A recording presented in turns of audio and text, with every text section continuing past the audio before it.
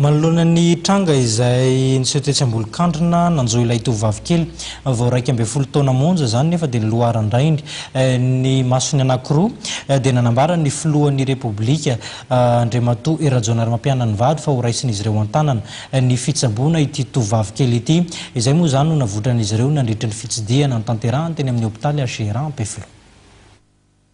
Anio no tanterahana ny fandidiana any Erika ilay tovovavy kely vao 1 taona monja izay mipetraka eny Ambolokandrina ka noloaran-drainy ny masony tamin'ny zoma hariva lasa teo.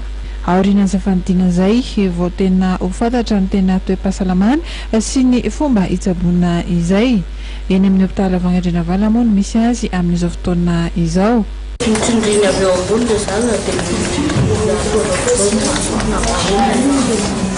dia mibata azy dia tsy avelany bataina ilay izy fa raha tsy vita no nataony tamin'izany ilay izy dia niala teo ambony.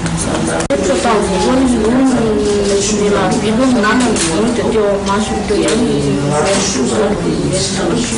be ny mason'anjo manga dia fa ndeha atsibina labido izay fa tsy natolo tao an-trano fa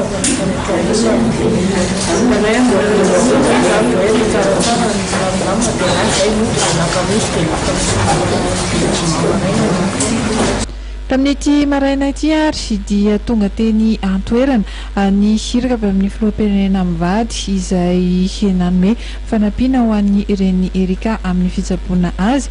Tamin'izany ihany koa no nilazany fa dia horesin'ny filoham-pirenena mivady tanteraka an-tanana ny fitsaboana an'ity tovovavy kely ity.